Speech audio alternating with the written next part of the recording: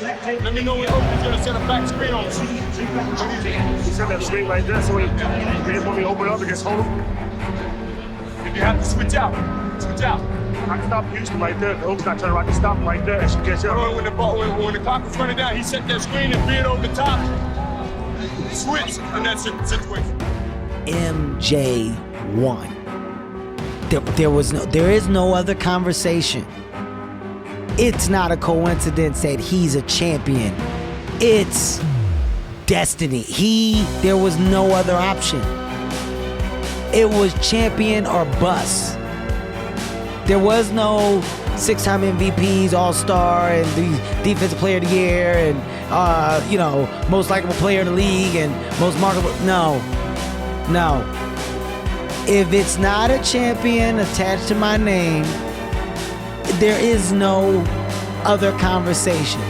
This is my profession. I'm supposed to do this, and this.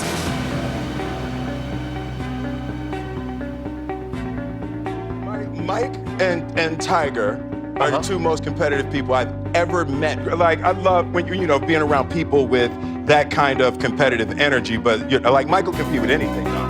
Like, if we're drinking water, like I race you. Because I considered myself competitive till I spent time with them. Right, yeah. But it's like, it's another level, like another command of their minds. You see why they win because that kind of mindset.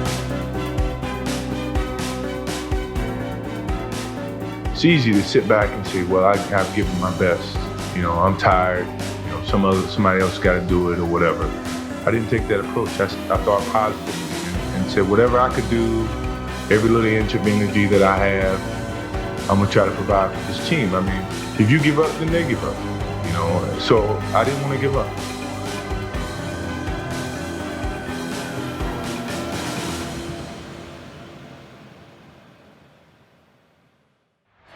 I'm not switching nothing. I got Mark Jack. Move the ball ahead of the foul.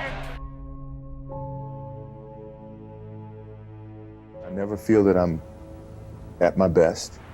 I feel I still have room to improve.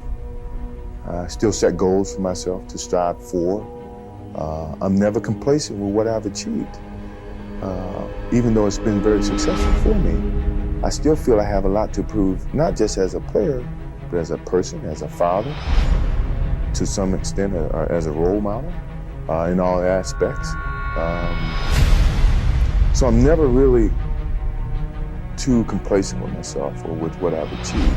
When I get to a point where I feel I can improve as a player, I walk away from the game. Michael in particular, he's become my big brother. He's been my big brother since I first came in the league. And what was that process like? So the level of fear that he inspired in others was insane. And I would tell him, I said, when I face him, we're gonna go at it. He says, oh, you don't wanna do that. I'm like, what? Man, you don't know me, man. And so when we matched up, I think he understood that. And when I was 18, my first year, he got the best of me a bunch of times. I was right there the next play. You're not intimidating me, I'm not going anywhere. And I think he saw that level of respect, because I think he was the same way at 18 years old. And that common bond is what I think where our connection was built.